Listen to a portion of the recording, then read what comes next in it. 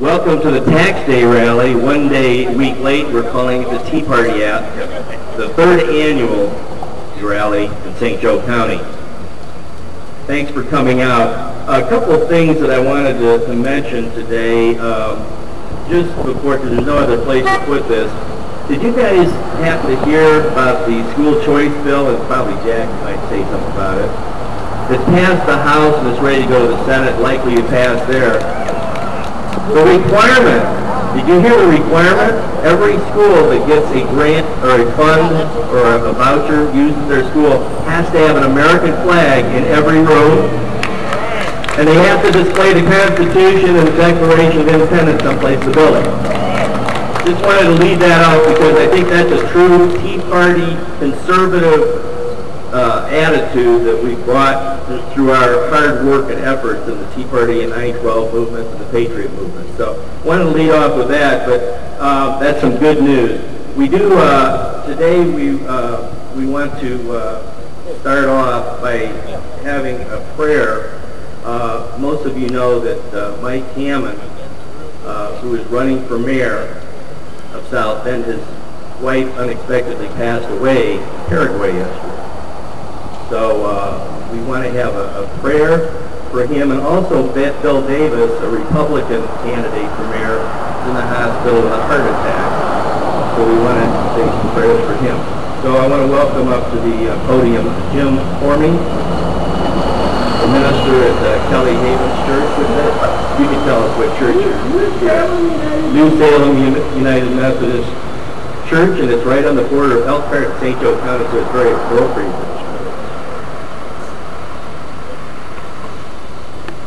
Let's pray.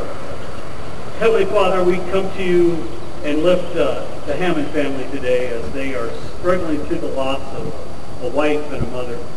We ask for your peace to them and grace and strength as they work through the logistics of getting her back home. We just ask for your strength to them. When we think of the Davis family and the struggle with the heart attack, we ask for your healing touch and your strength and guidance to the doctors and your health and strength to him. And Father, we think of this great day that we stand here in freedom. We thank you for our freedom and the freedom that you gave this great country. And we ask that you would give us wisdom and strength and guidance as we try to reclaim that which you gave. We ask for our leaders that you would give them strength. We ask that you would give our wisdom give them protection. We ask that you would give them wisdom beyond what they have shown us so far. We ask for those who are raised up, Father, that are walking up through the ranks of the Tea Party, that you would bring more who want to bring freedom to this great country.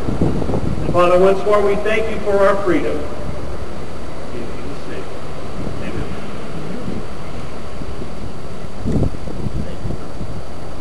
Thank you, Pastor.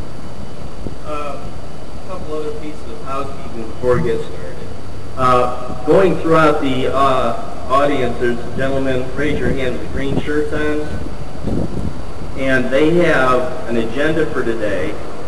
The important thing is not only will you know who's talking if you have one of these, but you'll also know how to get in touch with them because each speaker's website is on here.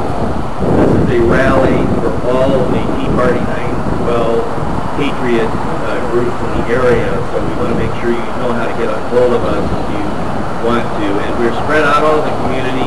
I'm a real advocate. I started the St. Joe County Tea Party as an offshoot of the Elkhart group because I wanted to have local presence in St. Joe County. And we've got several groups in St. Joe County and several groups in Elkhart County. So make sure you take a look at this. The other thing is that we're passing out as a complimentary Constitution based on the 5,000-year leap, the 28 principles. Make sure all you get a free copy of that and look over those principles. And I encourage you to order things from the NCCS. They have all kinds of educational materials, and one of the key things that we have to do is educate our adults and our children as to the Founders Constitution and what it's all about. We do, I just got a shipment of these in yesterday for $2. It's the 14 Principles of Liberty, and we have these up at this table. Also,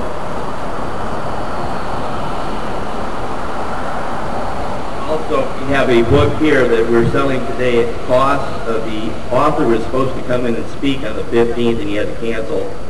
But it's a great book. It's been read by Rush Limbaugh, Glenn Beck, endorsed by them, Ann Coulter, all the people that you know, conservatives, that knows this guy. He worked for Benjamin Netanyahu at one time as an American, helping him with marketing. It's a fantastic book on the Tea Party movement, and also it's called Underdog, on how America's enemies use our love for the underdog to trash American power. Now, these books are normally $24. The author has authorized us to sell them for about $20 as a fundraiser. And since we've got 10 groups here today, we don't want any fundraising going on. We're just going to sell these at cost at $13 a piece. We have about 16 or 17 up here at the table. Feel free anytime Jackie speaks to mosey on up here, take a look at the books and talk to Sharon. This is that DVD also. Fantastic. Now that we've got the agenda information going on, we're going to start with the pledge. I pledge allegiance to the flag of the United States of America and to the republic for which it stands, one nation, under God, indivisible, with liberty and justice for all.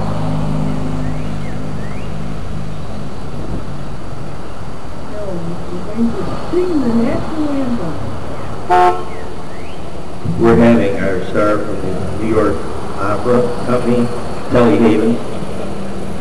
If you haven't heard her sing, you'll think she's from there. So, national anthem.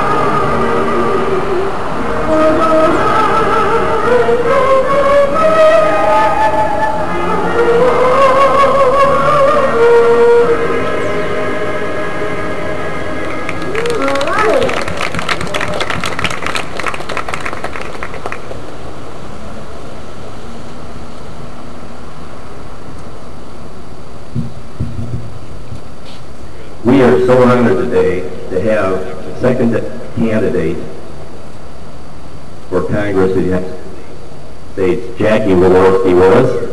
Let's give a big hand for Jackie. She's come here today to tell us what it's all about and what we need to do. Well, good morning. It's like the best weather we've ever had down here. Wow, happy Easter weekend to every one of you. My condolences as well to Mike Hammond and the loss of his wife. What a shocking thing to see and to read in the paper. And our thoughts and prayers are with them. I can't imagine with 4 kids and being in another country. My husband and I lived in another country for 4 years, and how shocking that kind of news is. So I appreciate, Tom, that you led a prayer this morning, and Pastor, you as well. I would just encourage everybody to keep them in our thoughts and prayers over the next couple of weeks. What a rough time coming. Well, how many of you want to finish what we started in 2010? How many of you believe that the nation truly is being taken over by individual Americans, and the time for political parties, the time for the things that have happened in the past are over? We're in a new day, you guys, going into 2012. this year of 2011 is going to count. And I am grateful to stand in front of you today. And the first thing I want to do is just thank you and let you know that I am grateful for the help that you gave us last year. We raised up some 10,000 volunteers in 12 counties. We raised $1.4 million inside this district from almost 4,000 donors, and it was almost unheard of what happened. So when you saw this race being talked about as one of the bellwethers in the country, and you were watching it on TV, I told the people in Washington, I told all of you every time I saw you, this race was not about me. It's not about who was going to stand in the seat. It was about who was going to represent some 10,000 of you that were out there making phone calls, knocking on doors, and doing the things that have to be done in a grassroots race. And I'll tell you what they said in D.C. They literally said, can a grassroots race really be competitive at the national level? And guess what they learned about the Indiana 2nd District when they came and met you? They knew you were serious, they know you're committed, and they know you're not going to give up till we secure this seat in 2012 because it's your seat. So let me tell you, I was in D.C. a couple of weeks ago. Pretty horrifying. We are suffering in this country a lack of leadership. That's the problem. And we've come to a point now with a vital American interest at stake that affects every one of us. And it's this fight over the budget. This budget deal, whatever happens this year, is going to make or break this nation. And we're to the point, ladies and gentlemen, because we're still deciding evidently what we want this government to look like. Let me tell you something. We've had 5 proposed budgets, continuing resolutions. There's not much leadership. The Republican Party is fractured in about 5 different ways. There's very little courage being being exemplified in Congress. They have 84 new freshmen there that probably have to lose their seats because they're not standing for the things that you sent them there for. And if there's ever a time when we have a decision to make, and we better make it this year because it's going to take us, folks, a good 16 months to get this seat in the hands of leadership and in your hands. But let me tell you something. We've got Republicans caving. We've got Democrats setting up the country all about power, and how quickly they forgot in just 4 months that we sent them there to do a job that they said they would do. And they said they would not raise the debt ceiling. They said and they heard that there's too much debt in this country and Americans do not want that debt ceiling raised. They went there because you sent them there with a message that said, we don't have a revenue problem in the United States of America. We have a spending problem that is eating the republic alive. And if we don't stop spending, we're not going to have a country, folks, in 2012 and 2013. Are you ready to take on and defend the republic? Yeah. You know what? It's going to take work. And I'm grateful for the work that you did last year, but it's going to take doing a little bit more. When you look at how this race ended up, you have a congressman sitting in a seat with only 48% of the vote. Couldn't even take the majority of people with him. And he's not voted yet to cut spending. He's voted no on every spending bill. You've got weak leadership in the Republican Party. We've got Tea Party members there as well. But you know what? You guys are fractured. Time for conservatives, whether we call ourselves Republicans, Democrats, or Tea Party members, for conservatives to stand united and decide that these parties cannot save the nation. If there is ever a time to do that, you guys, it's now. Because these problems that we're looking at in this country cannot be solved by one man or one woman. And we're to the point with the debt in the nation, it cannot be solved by one political party trying to trounce the other. We need individual Americans to stand up and to show courage in 2011 and 2012 and to be able to show the leadership that it takes to get a nation back on track and to literally save a republic. Are you ready to exude that kind of leadership in St. Joe County? Are you ready to show courage? When these liberal attacks come to your front door, will you stand up for this nation and for this Constitution? That's what it's going to take, you guys. We're going to see in 2012 things that we never even saw in 2010, because we have got to shrink back to big government in this country. And don't think for 1 second big government is going to stand by and watch us do it. It's going to take courage. It's going to take things that we're not even seeing at D.C. right now. It's going to take people with backbone that won't back up. That's what it's going to take in Washington. Let me tell you something. This is the day for unity. This is the day for courage. And this is the day when we're going to have to put a line in the sand and say, we saw what they did in this district in 2010. And it won't happen, because we're going to have to put a little bit more effort in it. We lost this race by 5 votes per precinct. 5 votes. This close. But I believe Republicans and Democrats and Independents have seen enough. I believe you've had enough. Have you had enough? I mean, what else can they possibly do but take this economy and run it right smack dab in the wall, and is not going to be able to put back together because there's no revenue to draw from. So just listen for 1 second as my papers blow off the podium. While the liberals cry foul and say that we're radical, I don't think we should give them an inch. I think we need to remind them and remind the American people right now what's radical is that we have a president and we've had a Congress that has run the economy and the debt into the $14 trillion. And there is no way it can be paid back right now in our generation without severely cutting the budget. And I think we need to cut the budget. Do you agree? I think we need to do in Washington what we've done in the state of Indiana. We started out, when I was a freshman in the legislature, with a $2 billion shortfall. And within about 24 months, we were at a $2 billion credit. And the money was going to be allocated back to the taxpayers. And we cut property taxes. And we cut the government in the state of Indiana by 10 and then 15%. So we're back to the 1970s level of bureaucrats in the state of Indiana. How many of you know the federal level? There are thousands upon thousands of bureaucrats that easily could be let go and get big government off the backs of small business and individuals. I will tell you this.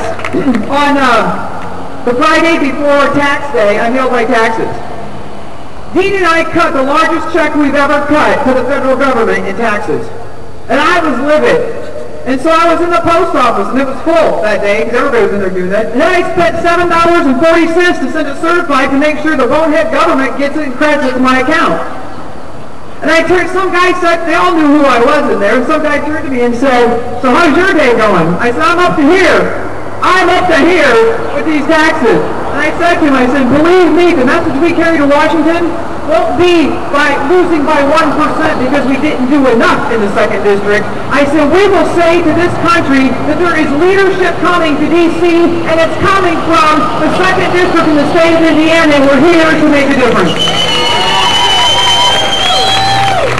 So when I was in Washington a couple of weeks ago, I left there more determined than ever to make sure that we stand, that we file the bill out of the 2nd District, and I will lead to get it through on term limits.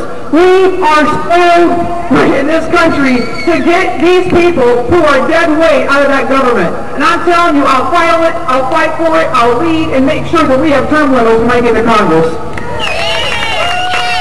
I will also make sure, as your representative, and you can count on it, I will not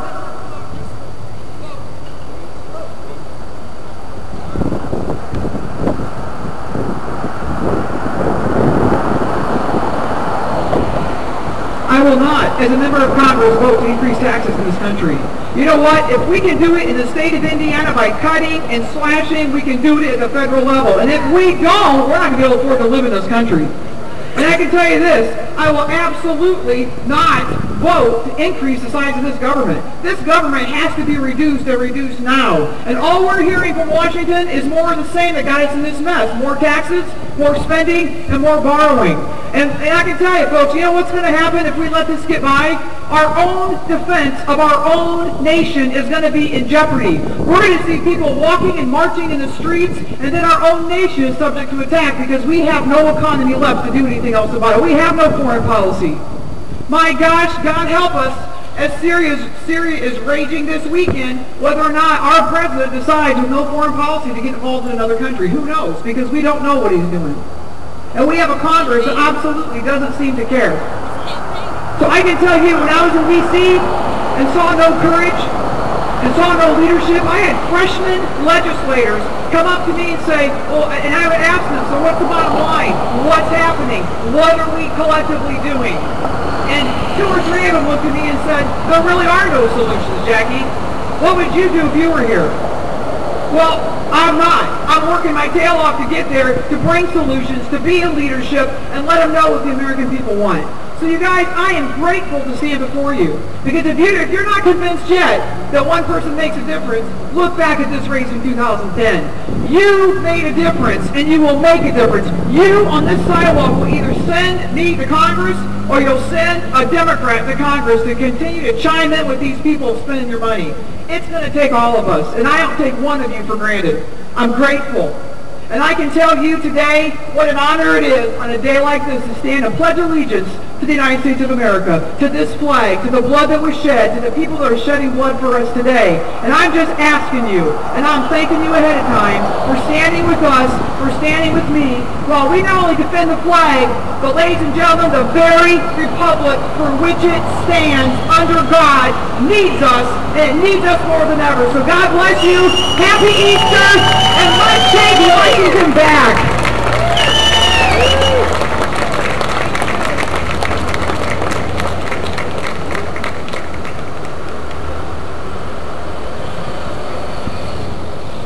Okay, Jackie's going to be making sure she meets everybody in the crowd, shaking hands while I'm the next guy up, I guess, right? I'm going to introduce myself. Tom Grimes with St. Joe County Tea Party Patriots. I mentioned school choice. How many people are in favor of school choice in the audience here? I've got 9 books called The Principles of School Choice, free. I'm going to give them to Kelly, and anybody that wants one, raise your hand, and she's going to be starting down here. Yeah, they're from the Heartland Institute in Chicago. It's like a heritage foundation, that type of think tank. Okay, now what we're going to be doing today is each one of the leaders of the various groups in St. Joe and Elkhart County are going to come up and speak for 5 to 7 minutes. And we've given them a choice of, each one is going to give a brief overview of what their organization is about, what they do. And then if they want to give a little motivational thing or mix it up, that's what's going to happen. So since Jackie was the lead off and nobody wanted to go behind Jackie, I'm the guy, okay? So anyway, I'm with the St. Joe County Tea Party Patriots, and we also have a group called the Great American 912 Project. That might be me. Move that. Oh yeah. Is your mic on? Yeah, we're going to call Kelly the woo-woo girl. She's running around making it go woo-woo. But anyway, we have another group called Great American 912 Project. We were founded in October of 2009 by a small group of excited patriots who just returned from the 912 March on the Capitol in D.C. We have since had 5 bus trips to D.C. Organized out of the 912 Project, Great American 912 Project, and my team nicknamed me the bus czar because all the czars were being thrown left and right in Washington, and I became an expert on bus transportation about 5 weeks, about died doing it. So they called me the bus czar, and I had sciatic nerve pain on my hip, and I had to end up going down Pennsylvania Avenue in a wheelchair. So the last 3 days I was so exhausted, I had and so much pain, they started calling me the bus Nazi, as Seinfeld soup Nazi, because I was kind of, anyway, ornery. So my objective as founder of these organizations to educate our members and the citizens as to why the message of conservatism is vital to the future of our country. We have no time to waste turning the entitlement mentality around to self-sufficient attitudes of our early settlers. Go away from my rights and ask what our duty is. Our core values are fiscal responsibility by reducing expenses, not increasing taxes. Free market capitalism, not central planning creating demand where there is none. Leaf and Nissans. Leaf and what is that other one? The new Chevy Bolt, yes. Following the Constitution created by the founders that has been impugned by the progressives since 1913, the majority of laws passed in the last 100 years are not constitutional. That's a hard thing to believe, but that is absolutely true. Other than working feverishly to support conservative candidates, we are dedicated to several other initiatives in the next 2 years. First priority, Constitution training. With this year's initiative to help enforce and facilitate Constitution Day activities September 17th in area schools. Federal law requires that schools federal law requires it, but schools may not be aware of that federal law passed in 2004. I found out about it at We the People night, Michiana 912 had a Constitution training on March 18th last year. And we got a little pocket Constitution that my wife over here, Sharon, pulled up one of those. In the back, there's a reading of that entire law that states that any school receiving any federal money must teach the Constitution on the 17th. And we want to make sure they're teaching it the right way. Tony Bennett, I'm working with Tony Bennett, State Superintendent of Schools, and he will be at Michiana 912 in Bristol May 16th, if anybody wants to go out and see Tony out there. Second initiative is True the Vote initiative to overcome voter fraud by recruiting poll watchers nationally and locally. Our goal is the Tea Party Patriots, which I am a National Leadership Council member of on the national group. Our goal is to recruit 500,000 people in the next 18 months to watch at the polls. These are not people to get paid, but they're people to go in there and watch and make sure there's no funny business going on.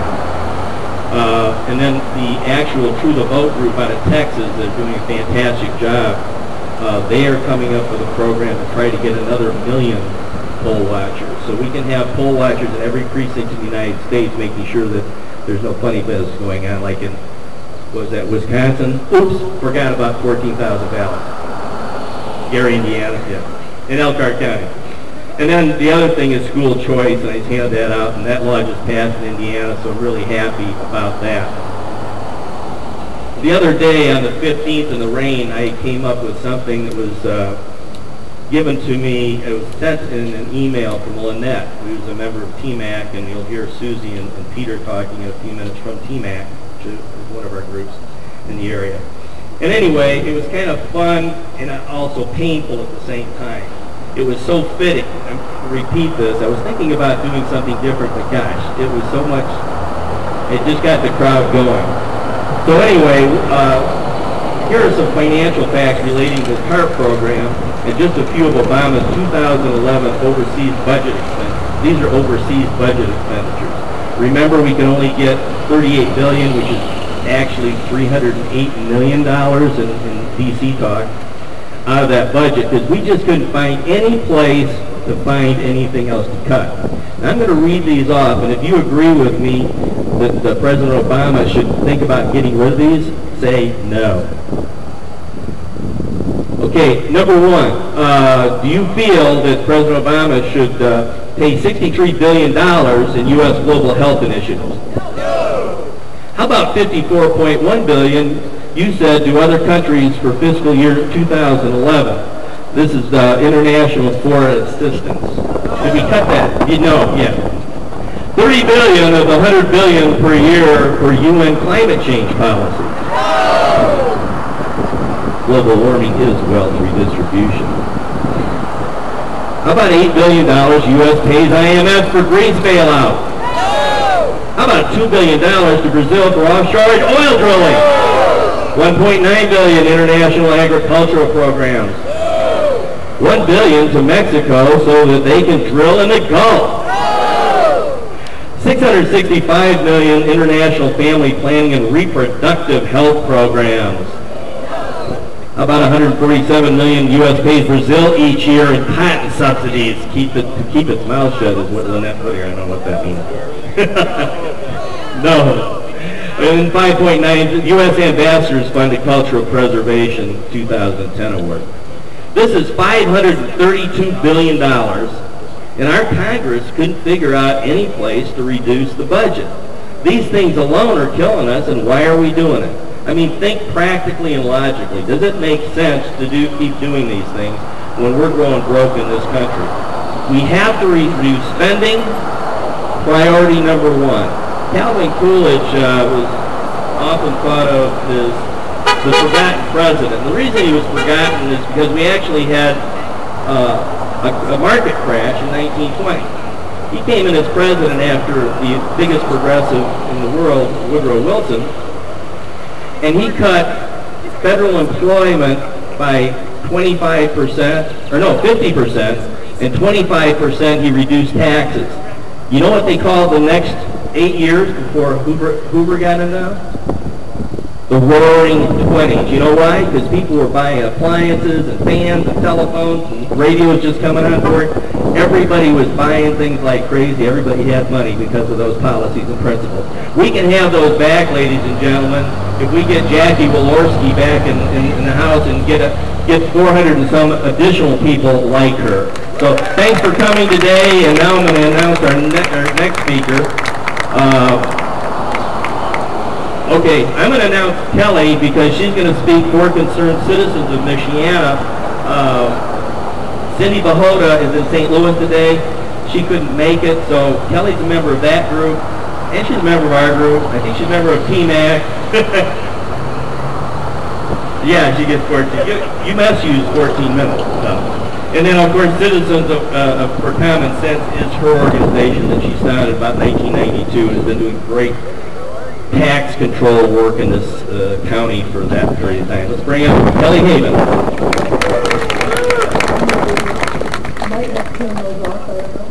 Hi. I'm so glad you're here. The sun finally came out for us and everything. This is good. Yeah, Cindy Bahota was here in the rain last week and said some things about the tree town. One of the big things about doing Cindy here is that she ran the second annual Tea Party rally here in South Bend, and then the guy that headed up the first one, Jay Pina, is scheduled to be speaking later today. It's really exciting. Well, okay, let me say on behalf of Cindy and CCOM, I know they've got some neat projects going too. The point is here, we've got 3 Tea Party groups, plus Common Sense here in St. Joe County. We've got at least 3 Tea Party groups represented here today from Elkhart County. We've got our local Republicans, our local Libertarians. We've got all kinds of people gathered together to make a difference in our country. And it is so exciting to have this many people independently realizing that we all have to do something for this country or we're going to lose it. The opposition, or people in general, don't seem to know yet who the Tea Party is. Have you folks all received your checks for being here today from the various special interests that are obviously back to you? Somehow I didn't get mine, yeah. But we know who we are. We're the moms and dads. We're the retired folks. We're the small business owners. We're the young parents. We're the occasional young person who have all figured out that if we don't get individually involved, we could lose this country. And I told the crowd in Goshen a couple of weeks ago, a liberal relative of mine recently said, oh, that Tea Party, what are they talking about anyway? Take our country back. Back from what? And I said, Mom, they're trying to take it back to its constitutional limits, to the size it was supposed to be, to the budget it was supposed to have, to the free market economy that we were supposed to have. So we don't have career politicians in there. So that we don't have all of these layers of regulation. We need to preserve our rights, downsize the government, and get us out of this hopeless debt that we're in. And being liberal, of course, we felt, no, we need to raise our taxes so we can take care of the needy, and we need more government to protect us from the special interests. And I countered that we need to start taking care of our needy, that we need to control business through free market principles, that we need to get the government off our backs and out of our pockets. And then she and I did agree on one thing, that the people that are running this country are not doing it with the best interest of the country in mind. Things have definitely gone askew of those basic principles. Now, in her mind, it's all big business that is trying to run the country, and we need the government to protect us from that. In my mind, we've got to if the government, we need to step in, and we, the people, need to step in and change it. Now, one really bizarre way in which she and I differed, and I don't know if this is true of all liberals or not, she thinks it's hopeless, that there's nothing we can do about it, that the people who have the money are going to keep doing what they're doing, and there's nothing we can do about it. And I said, Mom, we have to do something, because if not us, then who? And we have the power, because we have the vote. The corporations may have the money, but they don't vote. The union bosses may have all kinds of power, but each boss only has one vote. The big CEO, the billionaires, the Soros and the Koch brothers, they have only one vote, but we have millions. And the more people that we bring on board and wake up and be a part of this, the more votes we have. And we are using them. What happened in 2010 was a moment in history. 84 seats switched over.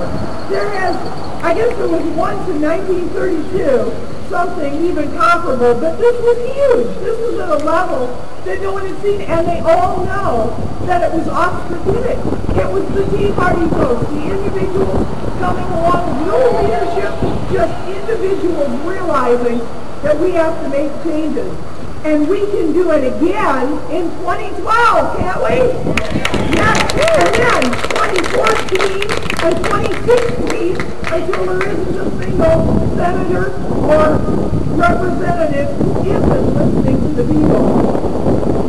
But that is, of course, all of our work. Getting them in there is only part of it. Because once we get them in there, think about it. All they're hearing, all they're surrounded by constantly is that old God, that old way of thinking. We have to be on the phone and on the email and making the trips to see them, attending their town halls when they come here and sit down here, because they have to keep hearing from us. And this too is happening. I have seen, in the 20 years that our citizens group has been around, I've never seen anything like what's going on right now. The Tea Party groups in Elkhart, St. Joe County, the information going back and forth, the daily announcements, hey folks, call these guys, this bill is here right now, you need to, that kind of information that's happening, this is exciting, and this is what's going to hold their feet to the fire and keep those congressmen and state legislators responding to us.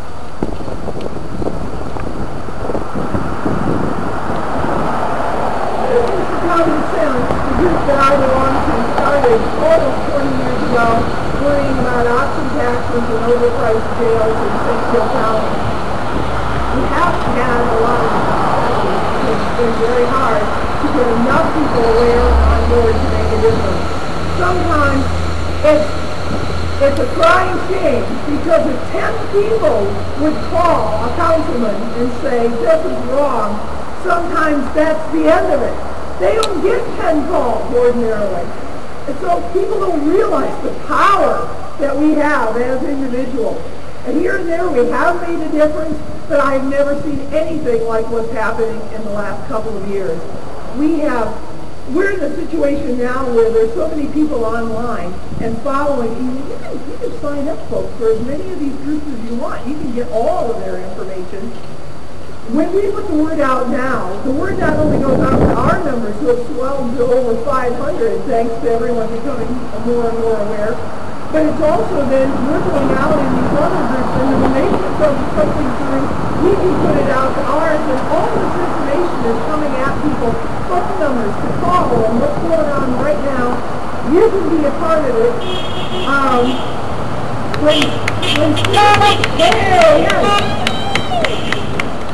What Citizens for Common Sense is working on right now, real quick, just to let you know, we mostly focus on local issues. What we're really involved in right now are the municipal elections. Because let's face it, as South Bend goes, so goes St. Joe County. And the exciting news is we've been holding these candidate forums, and there is a whole raft of candidates, some Democrats, some Republicans, who are ready to completely change the way things are going on in South Bend. And independents too. We have a group of people that could completely change the way South Bend goes. Of course, South Bend has to get a new mayor this year, and so there is really hope for a new direction in South Bend. So that's one of the things we've been working on. Down the street, we've been following the immigration law, the women's rights laws, the school choice laws. But a biggie, and unfortunately it hasn't gained a whole lot of momentum yet, but guys, we really have to push this, I'm convinced. Straight ticket voting. If we could get straight ticket voting, now one little oval for each party, off of Hoosier ballot. Think about it. You spend all this time learning everything you can about these candidates, and you go in there and pick just the right one. Sometimes you don't vote for one at all because you don't think any of them are worthy. Whatever. You're making all these thoughtful choices, and you're going to be completely mowed down by a whole bunch of people going in there and marking one oval and having no idea who they just voted for all down the ballot. If we get rid of that straight ticket oval on the ballot, then the only people that are going to bother to go down and vote those races are the people who know something about it and care enough to read the names and mark them. So, straight ticket voting, whenever you have a chance to talk to the legislature from Indiana, you should bring that one up. Of course, at the federal level, we're looking to keep you posted on all the issues that, cap and trade and what's going on with health care and obviously right now the budget, and let's not let them raise that debt ceiling. My gosh, talking about a country killing itself, you've got to block that one. And of course, finding good candidates to send to Washington. Can you imagine what Congress would be like if we had Jackie Walorski in the House and Richard Murdoch in the Senate? Can you imagine what that would be like? So please join us or any one of these other groups or all of the above. If you'd like to be kept in that loop, and by all means let us know when something's going on that you feel we all need to get involved with, because that's how a network works. Because it really is not about what we need from our government, it's what they need from us, which is our diligence, our feedback, and our thoughtful votes in November. So let's do all of the above and take this country back.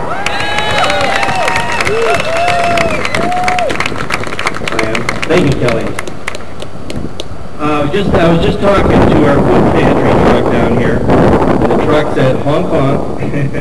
Ty Bancroft put this food drive together with us, and some of you weren't aware of it, some of you forgot your stuff, but even what Sharon, they had a sale at Kroger's with 44 cents a can for Del Monte. So if you even just gave Ty a buck or two, it would help a lot. So he's down at that end, and if you get down that way, go ahead and do that. We want to support that. Okay, our next speaker is AJ here. AJ? Hey AJ. This guy is New Carlisle Area Tea Party, and I think he's the youngest patriot in our area that actually would be willing to give a speech. So I really appreciate him offering to give us a talk today. AJ Sword.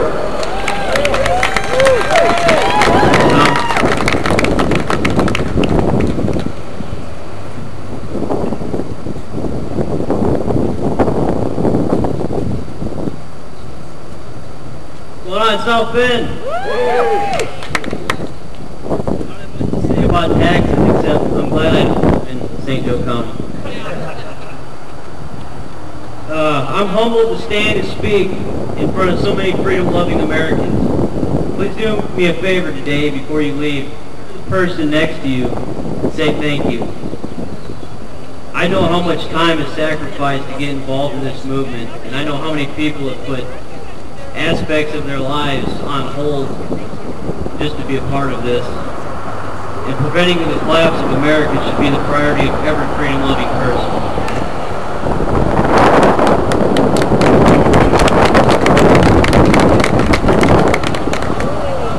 Now, I'd like everyone who voted for Barack Obama in 2008 to raise their hand.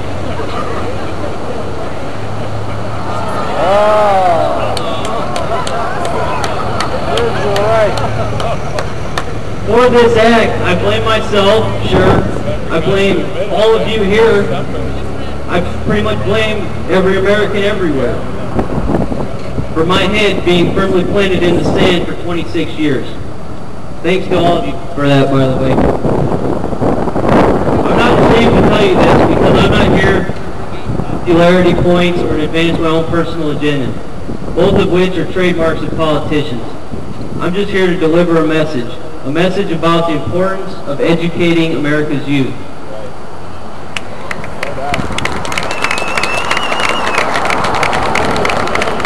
In 2008, I was clueless as to how the world worked. And why wouldn't I have been? With my K-12 public education followed by membership into a construction labor union as I entered the workforce, both creating chances of slim to none of learning the truth about what made America the greatest country in the world. We all know America has lost its way, and every last one of us is in some way responsible for the current state of our great nation. Our lazy ignorance throughout the last several decades has granted the left considerable control over the mainstream media and the educational system, in which they have used both to fundamentally transform large numbers of at least 3 generations of Americans into dependents. Dependents suckling off the teat of the state piggy bank from birth till death.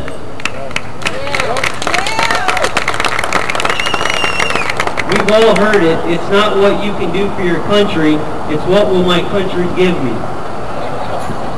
This seems to be the new tune that Americans are singing, laughing all the way to the checkout at Walmart with T-card in hand. Have you heard the phrase, the elderly conservatives aren't dying quick enough? How scarce are conservatives under the age of 30? There's a handful here, maybe.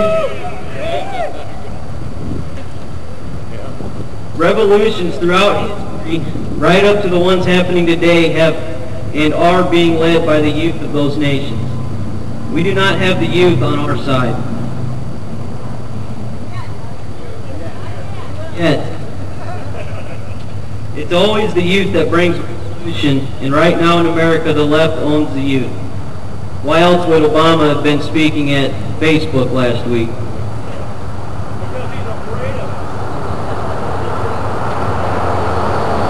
The left has referred to the youth as mindless idiots.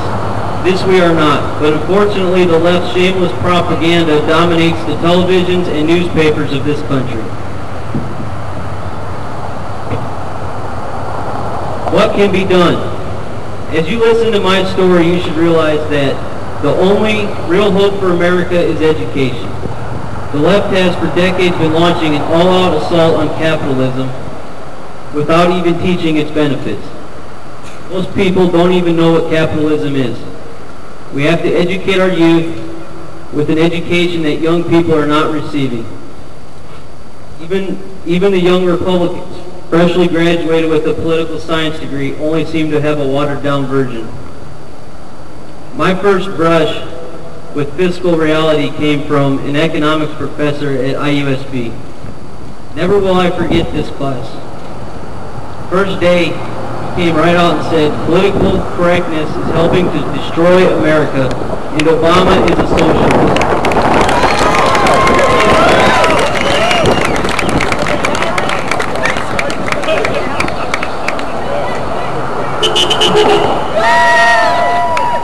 he followed it with, if you don't like it, gather your things and get out. He was a great man. I owe him much. I sat through his class rather quiet, just absorbing all this knowledge about free markets and competition. It all made so much sense.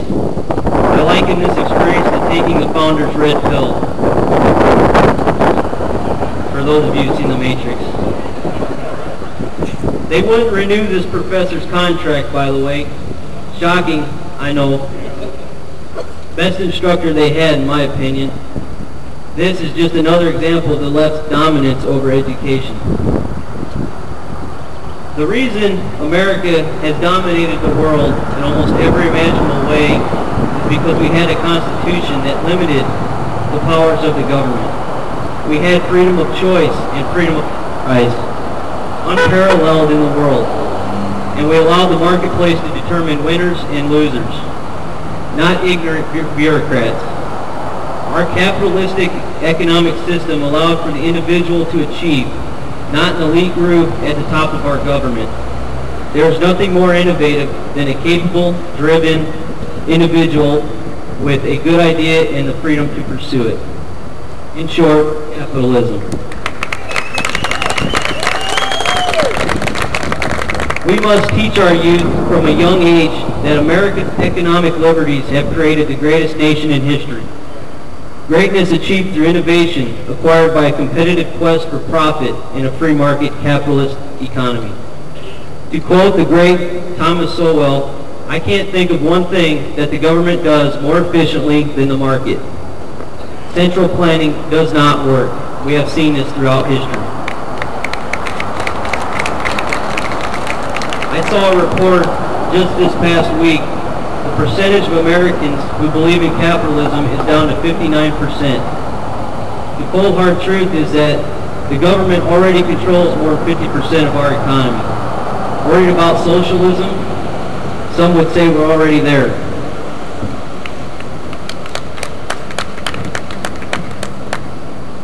I am now hooked reading, watching, and listening to great economists such as Thomas Sowell.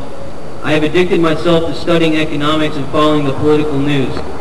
The political news, which I don't refer to anymore as chasing the thread of lies. It seriously took very little fact and history to open my eyes to reality. The arguments from the right are unbreakable. Fact and common sense over emotion, and you will always prevail. Use political correctness in a quest to be popular, and you will always fail. I, with my newly acquired knowledge, needed a home. So I joined the New Carlisle Area Tea Party.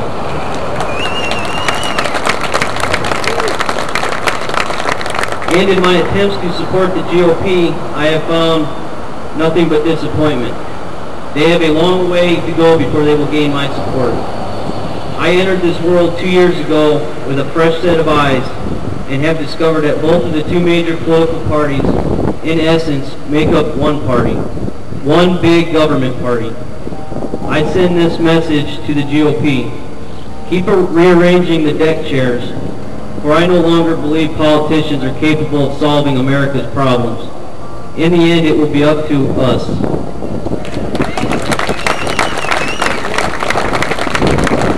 Again, we must teach children about free market capitalism. We must instill in their minds at a young age concepts such as Adam Smith's The Invisible Hand, used to demonstrate how self-interest of individuals and firms operating in a highly competitive market system guides the most efficient use of resources in a nation's economy, with public welfare coming as a byproduct. And as a Tea Party believer, I believe in the American people's unrivaled willingness to provide assistance to dedicated, hardworking individuals who will not waste their money, not a cut from Americans' paychecks, with which the Washington elite will decide best where to put their hard-earned dollars. This which they are incapable of doing in any efficient manner. I want Americans' money to go where they see fit. Their willingness to lend assistance would astound those in Washington if only they had that dollar to give on their own accord. To those in their communities who will use their assistance to one day contribute to society on their own behalf. I believe this assistance would be in abundance. I still believe in the American people. That is why I will never give into the full progressive agenda. Thank you.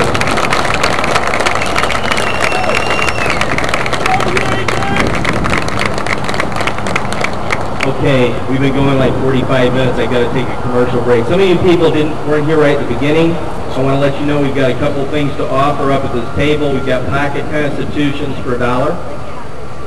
We've got, this is a fantastic video. You've got to buy this thing. It's $2. I'm not saying you have to buy it, but you need to go on to number 7 on this thing, and it's the proper role of government. It's a 25-minute lecture by the president of NCCS, National Constitutional Center for Constitutional Study. He's the guy that does the lectures on the 5,000-year lead book. This piece, that one number 7, I've had people that have taken this course that we're doing every other week on Fridays in town here, and we've watched this thing 7 times, no less than 7 times. And every time we see it, we say, "Oh my God, why have other people not seen this video?" So we got 30 copies. I just got a shipment in yesterday, so I brought these up. I'm going to share these with our group this Thursday at our meeting. But also, I've got a sign-up sheet up here. If anybody wants to be on a mailing list, I'm going to do this. If you put your name on the mailing list, I'm going to give that to every group that's here. There's about 7 Patriot groups here, so they'll have your name on that, unless you specifically want to have a St. Joe group or a Elkhart group, then we'll just give it to those. But we'd love to have you on our mailing list if you're not already on it, so keep it going on. Okay, now we've got wonderful speakers. These guys, no matter where they go, everybody says, "Wow, that was a great talk." We're going to bring them up here together because they both represent TMAC, the organization founded about a year ago this time to endorse candidates, which none of the other groups do. So they have a real special place in the regional organization. I think about every leader of every group in this organization is on their website, so we keep informed as to what they're doing. I want to bring up Peter Recchio and Susie Chilberg.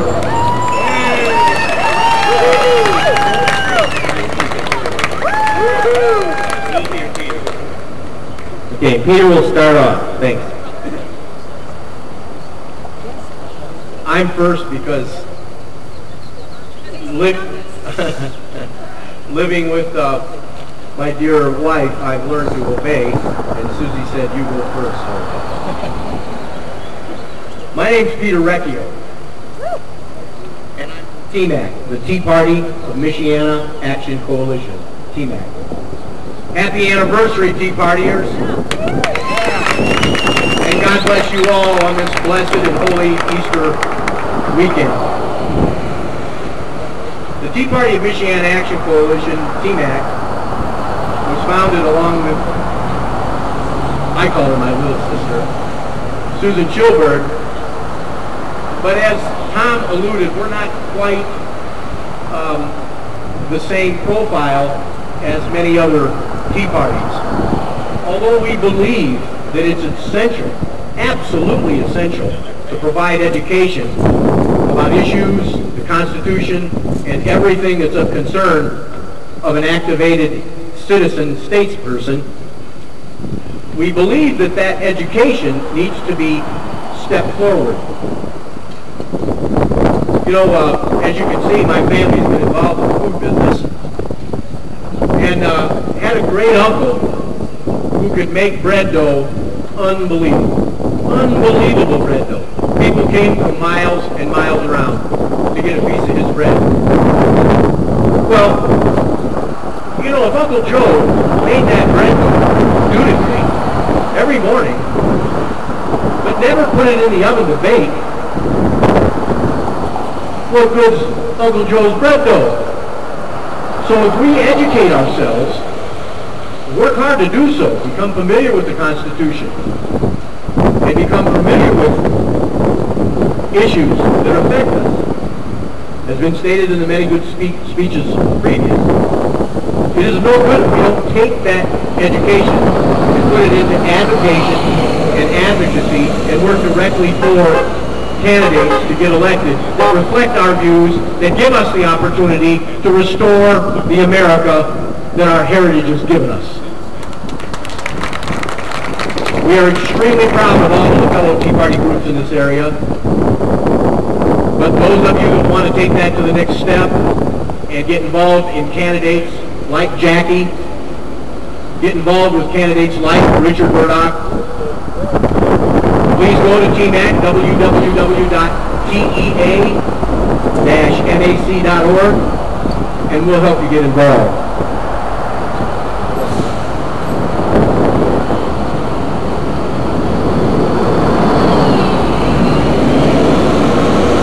If a conservative doesn't like guns, he doesn't buy one. If a liberal doesn't like guns, he wants all guns outlawed. If a conservative is a vegetarian, he or she just simply doesn't eat meat. If a Democrat, progressive, liberal is a vegetarian, he wants all meat products banned forever. If a Republican conservative is down and out, he thinks better how to improve his own situation. A liberal wonders who's going to take care of him.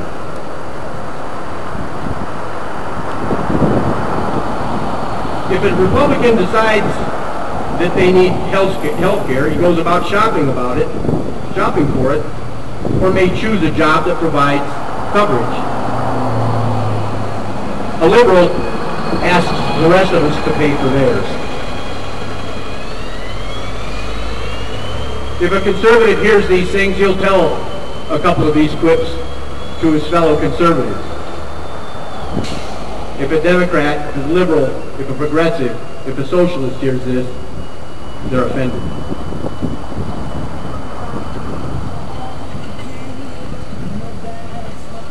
As I mentioned, the TMAC uses a very careful process to endorse the candidates that we get behind. It's a very thoughtful and exacting process that includes many, many areas and many ways to assess a candidate's positions. Number one, we check to see if that candidate's face is turned to God, our Maker. We want to make sure that that candidate's feet are plantly firm in that. We want to make sure that that candidate is aligned with our Tea Party principles: constitutional fidelity, limited government, personal and fiscal responsibility, free market enterprise solutions.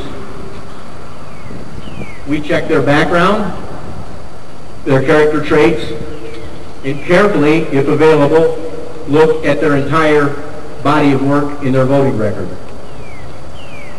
We tell them before we offer our endorsement that we will accept full accountability from them for all their actions. We expect full accessibility from them in return.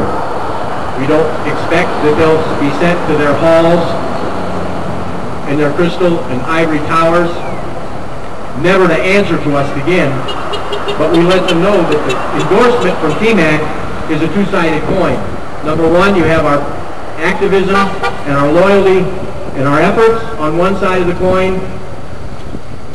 On the other side of the coin, you can't hide. We'll come find you. And last but not least, as important as all these things are, it occurred to Susie and I when we started this, the person has to be electable. If that candidate, including all these vital aspects that we just discussed, is not electable, then he cannot or she cannot further our cause. So electability is a very important factor. And in that electability area, we look at ability to run a campaign on the level they're at. If it's a statewide employee, candidate, they need to be able to run a statewide candidacy. If it's a federal candidate, they need to be able to run a federal campaign. They need to be able to raise the funds necessary to bring their message. And if they can't do these things, none of the rest matter too. So it's a combination of all these factors that TMAC carefully uses to decide. And finally, we vote by individual. TMAC is not a board-run organization. Susie and I get to speak once in a while, but if any of you come to a TMAC meeting, you'll find that TMACers don't need anybody to speak for them. They're very good at doing themselves. We speak with TMACers. We speak with our members because we take a vote on each endorsement. Every member has the same vote that Susie and I do. It's a member-driven organization, not a board-driven organization. It's run from the bottom up, not the top down. It's a grassroots effort.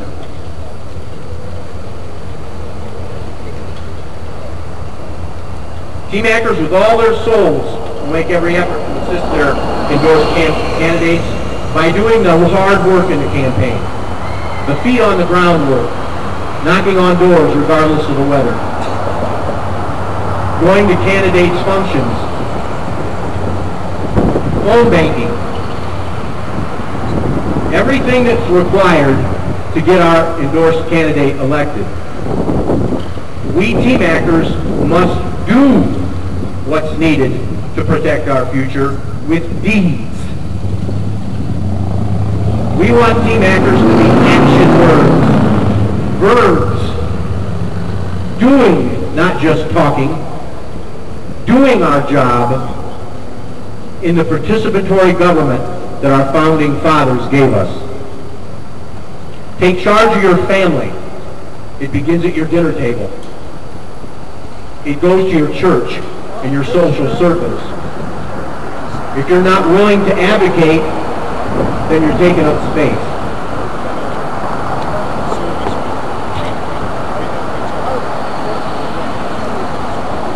Charge yourself with knowingly teaching the issues and values that we all hold self-evident. Please don't forget the primary coming up next first week in May. It's a very important primary here in our own local communities.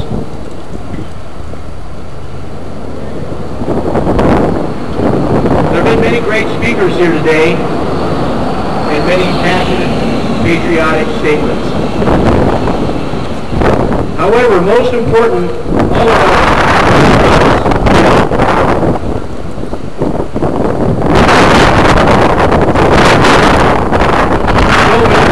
Washington, Jefferson, Adams, Lincoln, Reagan, we will not stand still.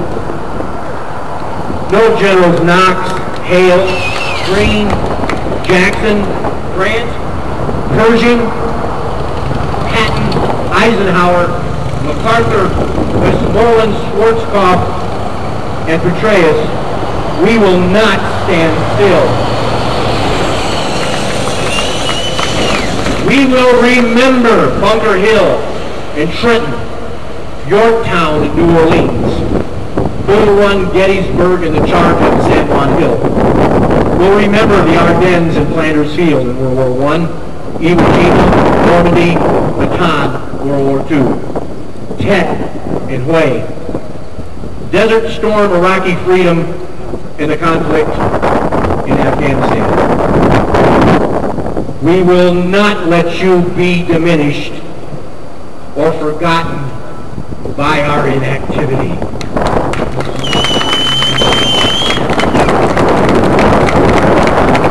All it takes for freedom to be lost forever is our silence, and for evil to take over our liberties.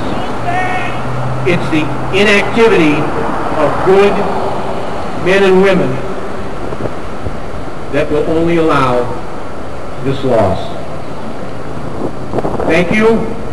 God bless.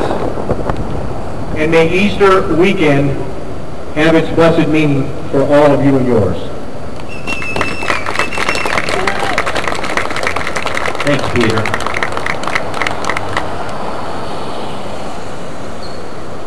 By the way, I brought this book up before. Some of you came late.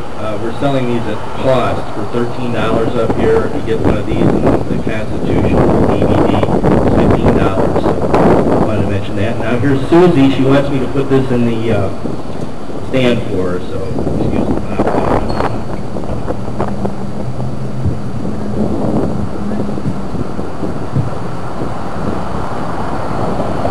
Can you hear me now? You know, I'm seeing these signs that say tax it up already. I have a new one for that. According to Barack Obama, it's tax everyone again. Oh, yeah. That's what he's after, kids. He's going to try to get rid of the Bush tax cuts and ask us all to do our fair share again while he just merely goes along and makes all his millions and doesn't maybe contribute as much. I wasn't going to bring this thing up because I thought, oh man, I've already told everybody to go look up this essay, and I'm not sure everybody did, but as I'm hearing folks, especially AJ, and we're talking about history and teaching history to folks, I'm going to ask you one more time to go to the internet and look up The Great Champion by Nathaniel Hawthorne. This was written in a group of an anthology of twice told tales published in 1837 and 1851. Nathaniel Hawthorne lived from 1804 to 1864. In our age, he would have died a young man. My being young. But as I was reading through this essay, and I'm not going to read the whole thing, I'm looking at this and I'm thinking the more things change, the more they stay the same. Because this essay he was writing came about in 1654 in New England. And at that time, there was a change of kingship in England. And they didn't think that they were getting enough money, enough taxes out of the colonists. And so they changed their method of doing things, and they sent out a new governor who the people did not like. But he said, at this time, this king, or this governor, and he collected his army around him, his little red coats with their drums, and they started marching on the people on an evening at Vesper time, basically, to bring them to order, because they were starting to say, no, you're not going to keep doing this to us. We've been a free people, and you're not going to keep taxing us like this. Sound familiar? These evil times, however, such an allegiance had been merely nominal. The colonists had just basically ruled themselves, enjoying far greater freedom at the time. But here came this army, and it looked like at this time, because of this governor, because of this landing, that a slight signal would rouse the rebels to the whole land in rebellion against England. And of course he's wanting to show through his despotism that he had the power of the army behind him. So the rolling of the drums, picture yourself there, it's dusk. The rolling of the drums are coming, the people are saying, what is this coming down the road? And we find out that the governor is coming, and he's a little bit warm with wine, is what it said. He and his officials, some of which, unfortunately, were also churchmen, and they were leaders of the church, and they were marching with this governor.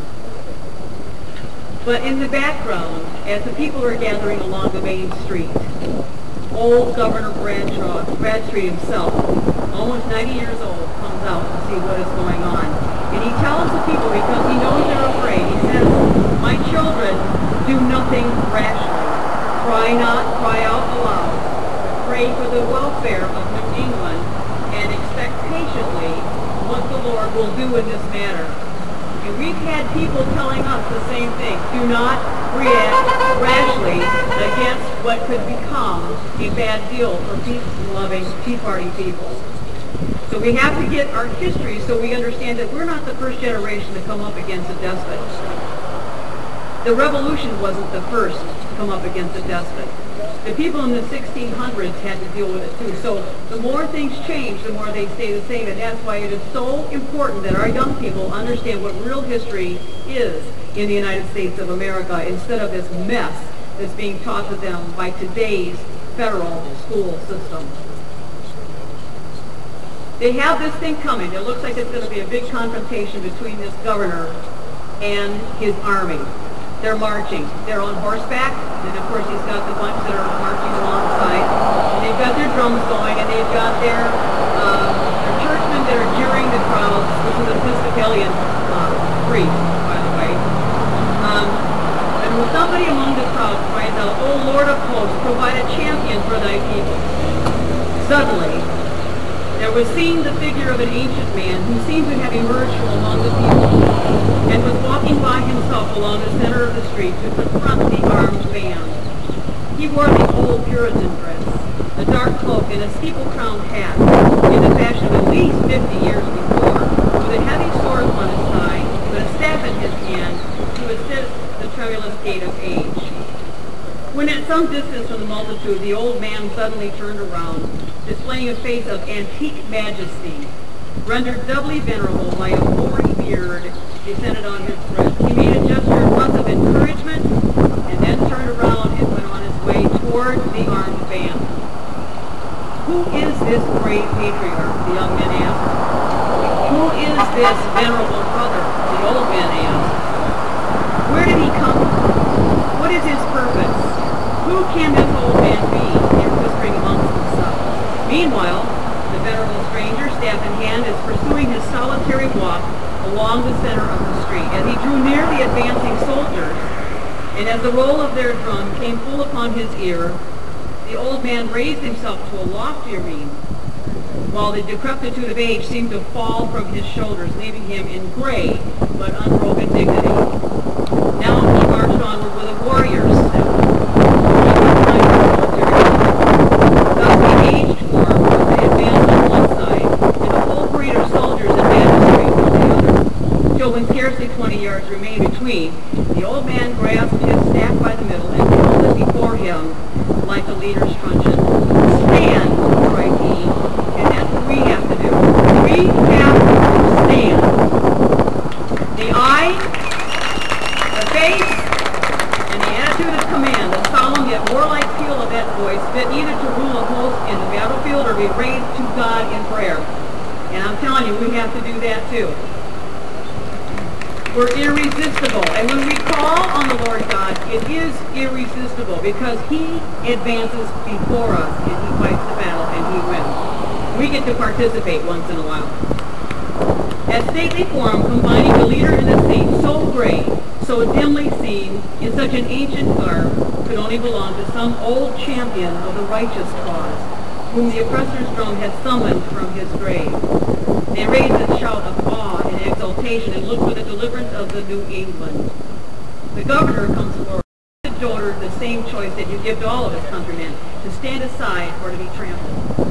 Is that not happening to us? Are we not also now seeing that happen with the newly revealed panel of death from Barack Obama?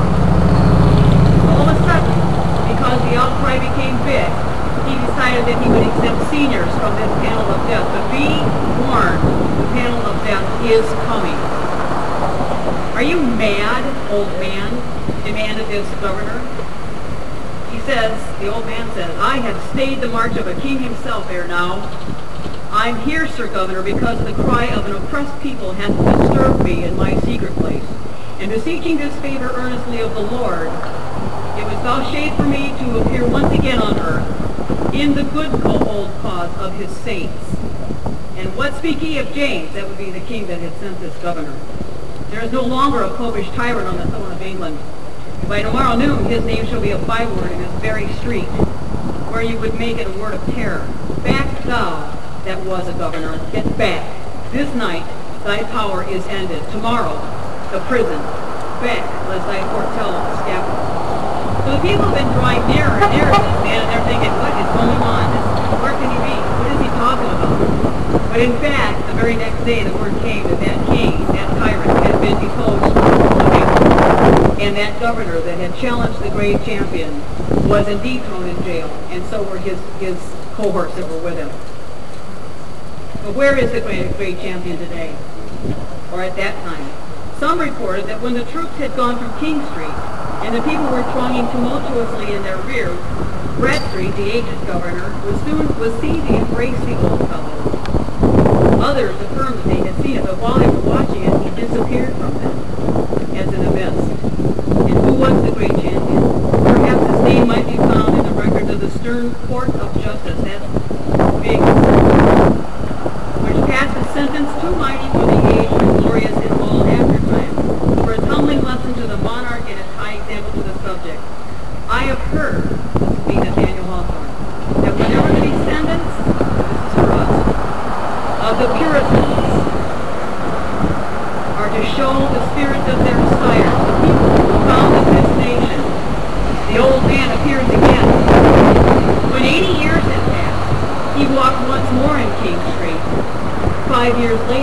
the twilight of an April morning, he stood on the green beside the meeting house at Lexington, where now the obelisk of granite with a slab of slate inlaid commemorates the first fall of the Revolution. And when our founders were dwelling in the residence on Bunker's Hill, all through that night, the old warrior walked his round. Long, long may it be ere he comes again. So, darkness, are we not in darkness? Adversity and peril. But should domestic tyranny oppress us, or the invader's step pollute our soil, that's also happening. Still, may the great champion come, for he is the type of New England's hereditary spirit, and his shadowy march on the eve of danger must ever be the pledge that New England's sons, and that means us, will vindicate their ancestry. Thank you.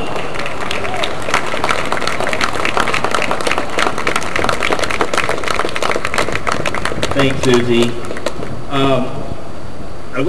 Christine Murdoch had to leave, but she's a member of our group, and she's one of our most dedicated ladies. I don't know if you know her. She's over 80. I was just going to say that. She jumped out of an airplane when she was 81 with a parachute. She's also was a racing. She and her husband did racing airplanes until they were 83. So anyway, she took off, but she wanted to be in now. Jackie Walorski is going to be speaking at our meeting next Thursday at 6:30 Jefferson. Just a couple doors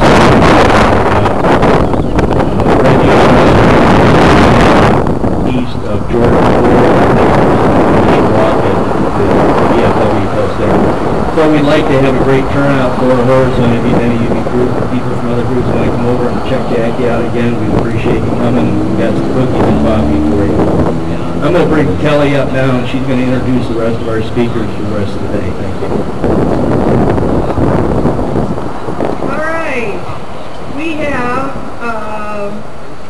another Elkhart County group, the Elkhart County Patriots. When President Obama first came to Elkhart, way back when, I know I felt that somebody had to be there. And I showed up with one little sign about, you want a stimulus? Give the taxpayers back the money, and then watch what happens. And I was so pleased that also there was Bob Moore from Elkhart with those pig signs, those pig pork, get rid of the pork signs. And, we kind of single-handedly, there was eventually a group of 4 or 5 of us all there greeting the president. Darn if they didn't show up in the Wall Street Journal and the New York Times. Somebody had, there we were protesting the president. So, hey, it pays, even if you think you're going to be the only guy standing there with the sign. Show up and make your statement. But I'd like to welcome now to the podium Bob Moore of the Elkhart County Patriots. Hey, Bob.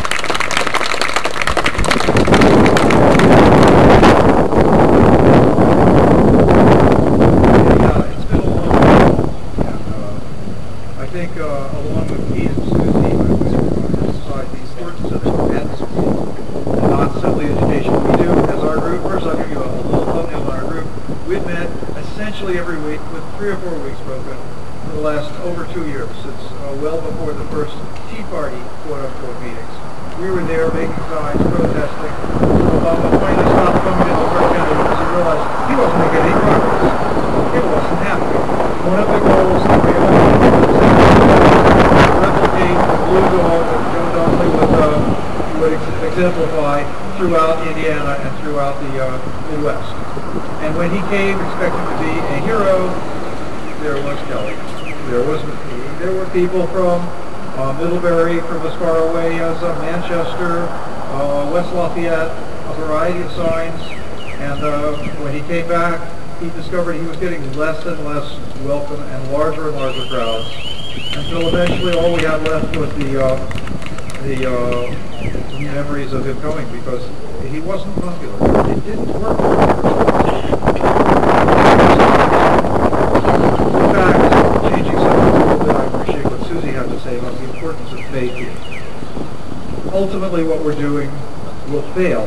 It will fail, even if we find ourselves in political control once more, as we have been in the past, if we are not founded rooted in our faith. If we don't have a basis that's more solid than even our Constitution. Because with the wisdom that comes with the Holy Spirit in our hearts, as we look through God's lens, through Scripture, and the facts, the ideas, the methods,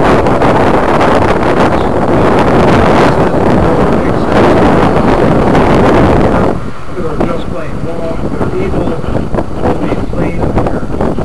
And so we do need to remember those signs that I think Cindy had made. If my people who are called by my name, that's us. We're called Christians. And yes, the Jews as well, in case there's any questions about that. Yes.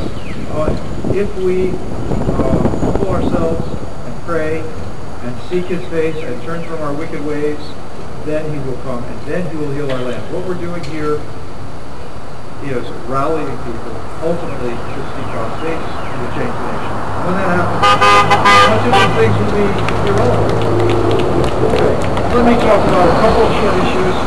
We meet weekly in Goshen, and we have a newsletter that we put out the day of the meeting. It covers the week's activities. It's here on the table. It's published on the internet, so if you give the people your email address, you'll get one. It basically covers the week's news in depth comparable to Glenn Beck. Okay, that's basically what we're doing. And I think many of you already get it, but I suppose many of you don't. The second thing I wanted to mention, and this again is playing back on what Peter had to say, is we were advocating from the get-go. And a number of groups have been. I think it was to Peter that I said that if we don't get involved, we become trouble. And that became one of the things that helped us put together TMAC. The realization that education wasn't enough. Now, a couple of little facts. 10% more corn was grown this year than last year. Well, if that's the case, shouldn't the cost curve be cheaper because there's more supply? No, because 30% of our corn is going to make gasoline. Not just E85, but regular gasoline. There's quite a bit of it in there. So, in fact, our food prices are 40% higher. Okay, we can sort of survive with that. Not good, we don't like it, we don't like our gas prices either. But there are parts of the world where we don't grow enough to feed the population. And in those parts of the world, 40% increase in the cost of food, and food, remember, is funny, brings out the riots. It's happening across the world. And these people are fighting because of the green agenda, which may have been well-intentioned, but wasn't a good idea. Those are and expect, if you really look into these things, look beyond the simple story of the price of gas. I think that's important to look at those. Now, what do we do in our meetings? The first hour, as you will see, is a world news, similar ideas to what we just gave. The second one is an advocacy. We have talked over, I believe it's tens of thousands of words in the last cycle. We've been very active in phone banking, not just locally. We've been phone banking for, maybe we regret this a little bit, Scott Pratt. Okay, we got rid of the Democrat senator from Massachusetts. And that was a lot of work. Some of so advocacy is vital. We have contracted fundraising. Peter and Susie are doing a great job of that. And the candidates themselves. And then the second hour is we're learning. We have not dropped the idea that we need to continue to grow and learning. First we did the 5,000-year leap that Tom is using in his group right now. And 2 years ago, our signs at the Elkhart County Fair were the 28 principles that are espoused in the 5,000-year leap. From there we went to the Truth Project, talking about the basis of our decision making. And then bringing that to see that in the churches.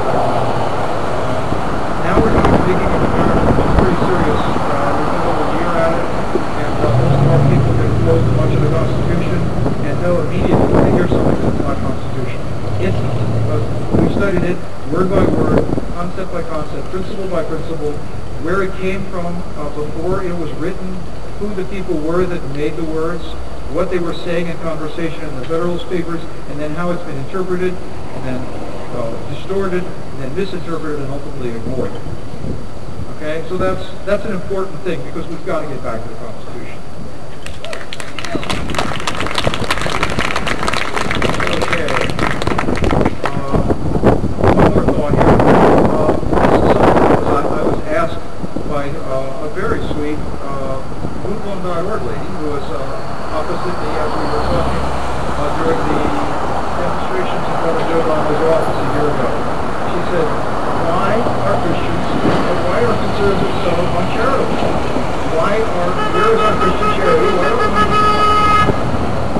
Why don't we want to help our fellow man by giving him food, housing, care, or paying him when he's working? They didn't understand the principles of conservatism. She really thought we were being uncharitable. And I pointed out that there was a hospital down the street founded by Christians, a library by an industrialist, the nearby university by a church. This was done of their own initiative, of corporate charity. The government did not do these things. It has confiscated them. It has perverted them to further its own ideologies, not the ideology of those who founded and built and paid for those institutions. So now the Catholic hospital is being required to provide and the schools have been paid for curriculums. The institutions have been stolen from us.